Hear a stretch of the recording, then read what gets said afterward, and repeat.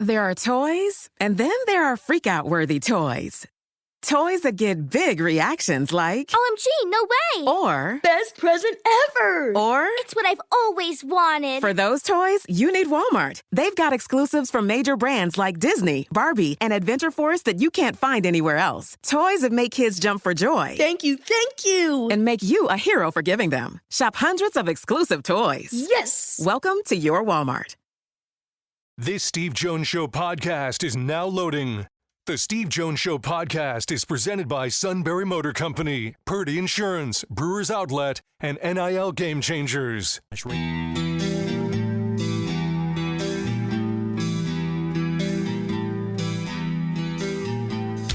Bringing you an in-depth look at Penn State sports and more. This is the Steve Jones Show on News Radio 1070 WKOK.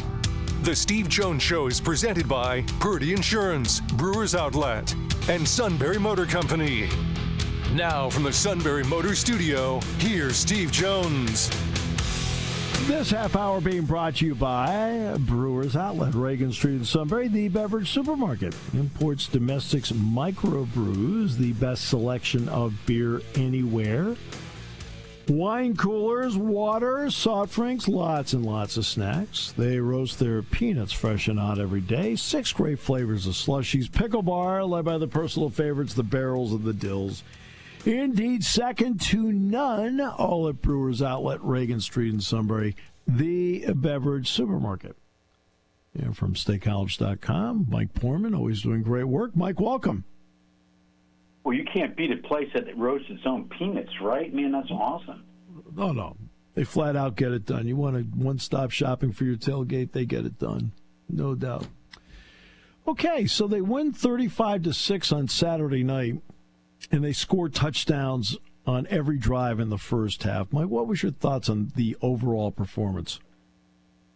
Well, thanks for asking, and I'll give you the answer that James Franklin deferred to on Saturday, and I think that half was, and you would know, you're better than me probably, but that half was the best half this season and maybe in a couple years. I mean, just complete football and an incredible environment, right?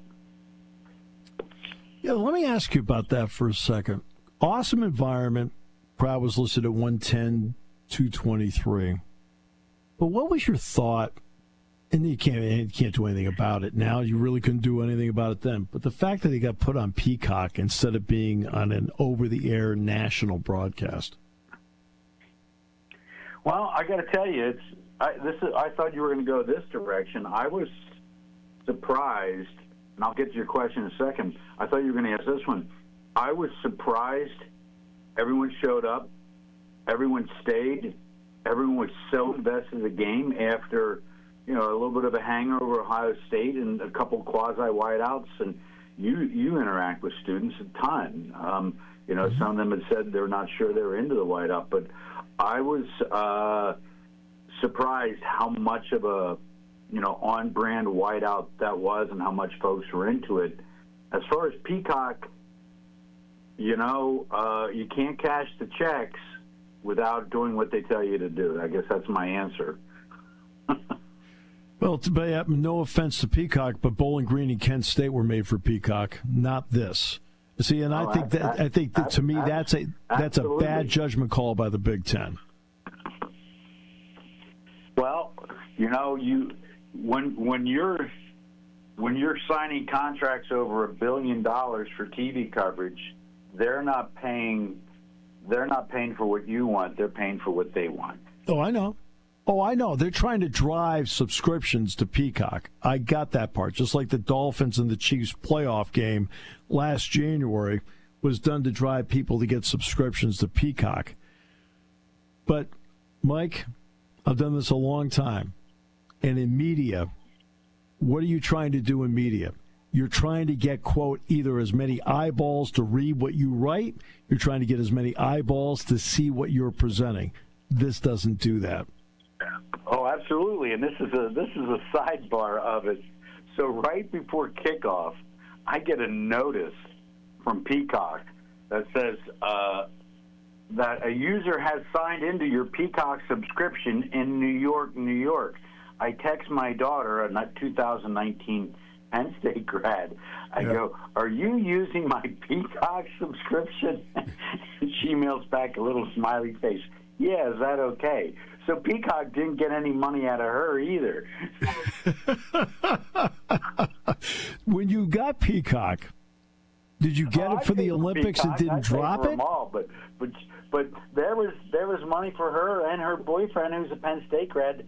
They should have subscribed to it, but Peacock lost out on that one subscription. I'm sure they lost out of a lot of them that way too as well. When you got Peacock, did you get it for the Olympics or did you just get it for the programming? Why did you get it? No, as soon as I saw that, that's a great question. I'll be honest. As soon as I saw that some of the Big Ten games are going to be on Peacock, I had to get it, right? Right. And that's what they're counting on. I guess that's the point. But, yes, if you're Penn State, you're disappointed. Absolutely. Okay, so you have a quarterback now in Drew Allar that's made 22 starts in his career. What are you seeing now in a Drew Allar that maybe we did not see last year with his initial starts? Well, that's a good question. Now, James had a great answer to that, the presser where you were at today, where he said that Drew looks comfortable almost all the time. And he does look comfortable. It looks like he's playing within himself, but at a high speed.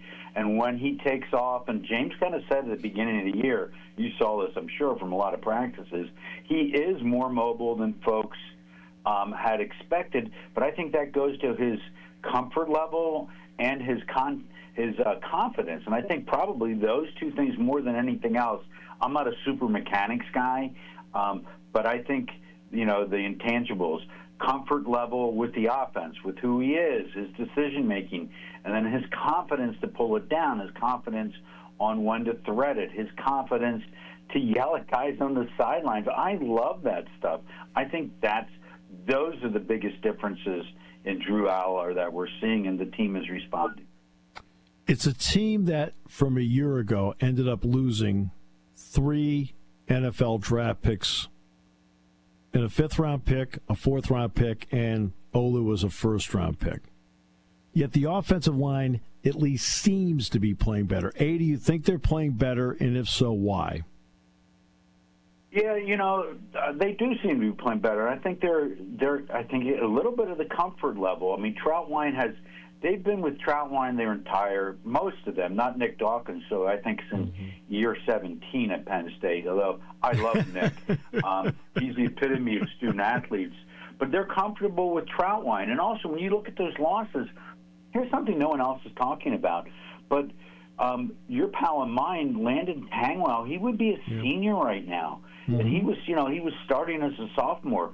So they've absorbed that loss as well, which really makes it all interesting. So they've adjusted to that on the fly as well. I think Troutwine does not get enough of credit for that, and I think some credit, and I'm laughing because maybe even more than some, Frank Leonard is a hell of an analyst. Yes, if there's he is. one guy I love to watch coach and do warm-ups, it's Frank Leonard, man. As a football guy, he is so into it, and the kids respond. I think he and Trout are a good bad cop, good cop, loud guy, quiet guy. I think that's a really good combo there, and I think it does manifest itself to a degree in the offensive line play. If you had to pick a guy that was the definition of the old school, just absorbed in football guy, it's Frank Leonard, who, by the way, always kids all the time. Well, he'll tell James, we're just glorified gym teachers, right? That is a great line, isn't it? Yeah, it's like, I've heard him say it. But he's incredible that way. Tom Allen, a lot of focus will always be on an offense, and especially with the creativity we've seen from Andy and how they've executed. But they were going to go, and I don't know if I talked to you about this before or not, so if I have, Mike, please stop me. But for 8.5 months, they had planned on playing a certain way. And then K.J. Winston got hurt. and they had to adjust and adapt. What does it say about Tom, the staff on defense, and the players that they have adapted the way they have, because the style has had to be a little bit different than how they planned? I think it's really astute. I think a storyline for the season that has, and I'll be guilty of it as well. I'm sure you and Jack talk about it a lot. But, I mean, the game that he had against West Virginia, I mean, it was otherworldly. And so they had not only had to make up for it, but they don't have him. And, they would be phenomenal. And it's forced Jalen Reed, admittedly from him, he's even said this, to be much more of a vocal leader, to kind of fill that void in the room, but also in the game. And then, two of the last three, he's made really, really great plays. So Jalen's filled the void, but it's kind of funny is that it's a major, major injury, and people have forgotten about it, except you. You just brought it up. And Reed now has an interception each of the last three games, which is, that tells you a lot about where he is right now.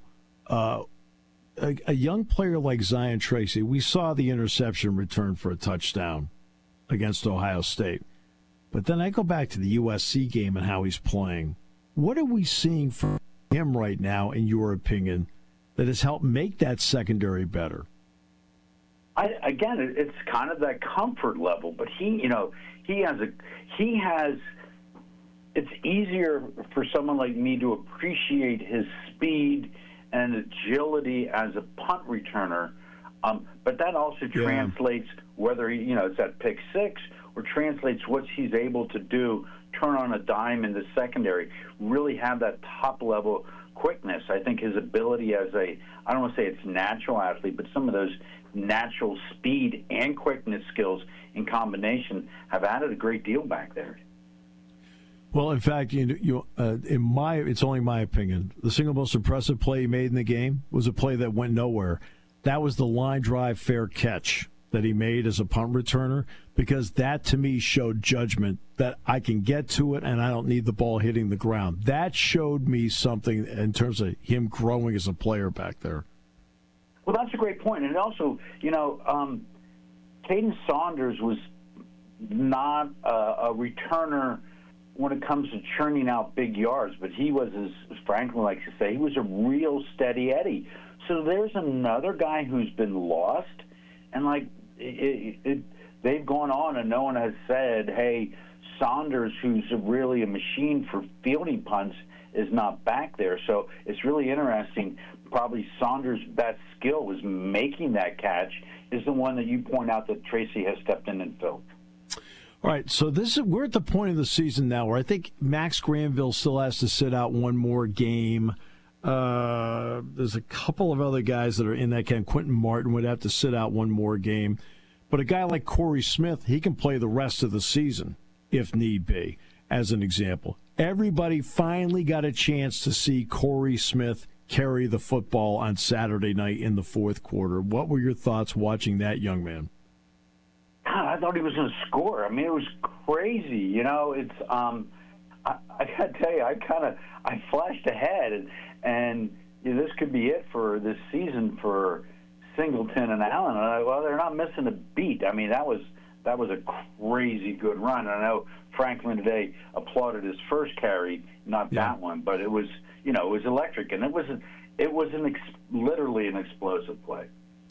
Yeah, I want to get into the management, though, of how they've managed all this with the players that they really do want to redshirt. What does that tell you about the organization itself, that they're managing this in such a way where now the door's open with a full roster, if need be, is available to them in the waning weeks of the season? No, I think that's a great point. And it's a really unheralded point. The ability to really, it's kind of a front office function, right? When you're talking with people, with Andy Frank and those people, and you're bringing in the analysts, you're bringing in people maybe even like Will Ryman to go, to help strategize those things, what would be typical front office functions. I think Penn State has gotten really good about that. And the thing that no one talks about, but then you're also talking about, okay, you want them to have a taste of it. Are they going to? How much do they need to see action to stay, to not transfer, to not try the portal, to not be disgruntled, to not be a locker room problem? All those things go into it that you never really had to think about. In the past, it was like, no, you're a freshman. You're not playing my way or the highway. That's no longer the case. Yeah, because now, I mean, they have the ability to play these guys even on special teams, which might give somebody's legs a break in terms of running downfield. Things like that I think are important. I brought up in the offseason, I'm really interested in your perspective, that when the expansions happened in the SEC, Texas, Oklahoma, and then in the Big Ten, that the Steve Sarkisian and Brett Venables, their jobs got more difficult, and the other 14 teams in the SEC, their jobs got more difficult. In the Big Ten, everybody's job got more difficult on the West Coast, but everybody within the conference, their jobs got more difficult. How do you describe strength of schedule based on what the new teams have brought in and the fact that you have to play them compared to what you had before in division play? Well, I hate to say it like this, but as Penn State's head coach loves to say, it's a combination of everything, and then you throw in a reduced roster and NIL. Whether next year there's going to be $17 million extra that they have to generate to pay football players, and you throw in the travel, throw in the portal. I mean, it's literally a different game. So it's not only if Washington had been on the schedule last year, we might be having a different discussion now. But Washington eventually will cycle and be good again. And look where Indiana is. So and Minnesota at Minnesota in 2 weeks is going to be a challenge. So, they're a good team. Yeah, you're going to have to do the 1-0 mentality, because if you look ahead, and you're going to get scared. Mike, I think they need to revisit the 105. I know this is a completely off topic, but you brought it up, and I'm glad you brought it up.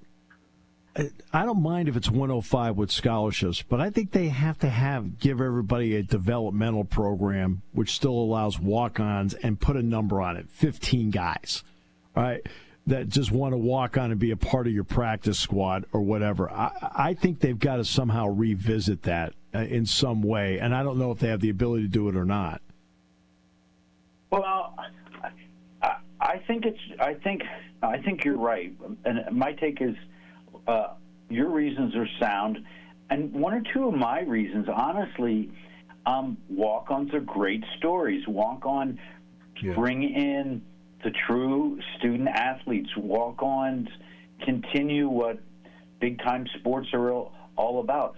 Walk-ons are Matt McCloy, I mean, there's myriad of reasons to continue to have walk-ons and make sure that they're part of even the highest level of college sports.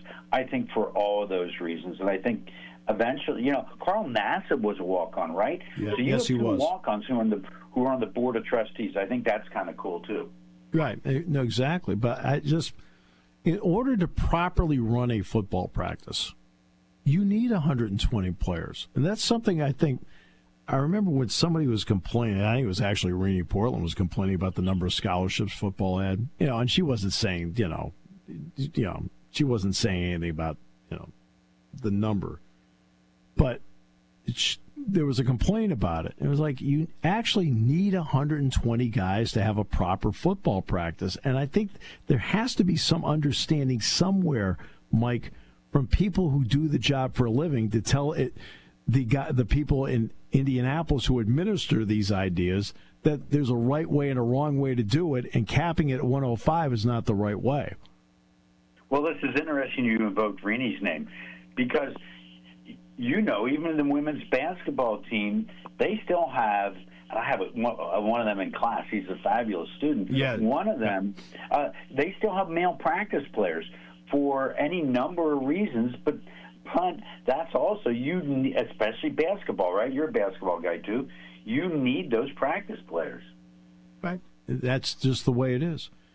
Mike, really enjoyed it. I know we covered a wide range of topics here today, but we can do that because you can answer a wide range of anything. So I appreciate you very much.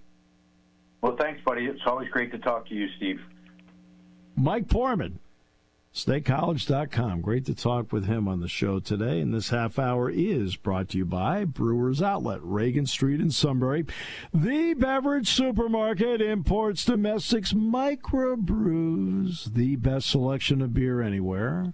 It's time to start thinking about stocking up for the holidays. You believe we're talking about that already? We're talking about stocking up for the holidays now.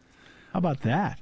I think you need to buy some Beat Writer gift cards the way they like this Brewers Outlet ad. They love it. And because if they go to Brewers Outlet, they're going to love it even more. All right? Wine coolers, water, soft drinks, snacks. They roast their peanuts, freshen out every day. 6 great flavors of slushies. Pickle bar, led by the barrels and the dills. My 2 personal favorites. Indeed, second to none. As we continue on News Radio 1070 WKOK. Party time, game time, or just fun time. Doesn't matter what time it is because it's Brewers Outlet time. The beverage supermarket has the area's largest beer selection. Imports, microbrews, ciders, and domestics. Pick from over 100 ice-cold 12-packs and dozens of 24-ounce singles. Soda, snacks, hot sauces, fresh roasted peanuts. Make it one-stop party shopping, and don't forget the pickle bar. So whatever you're celebrating or just doing it up, Brewers Outlet, Reagan Street, Sunbury wants to see you. And thank you for your years of patronage.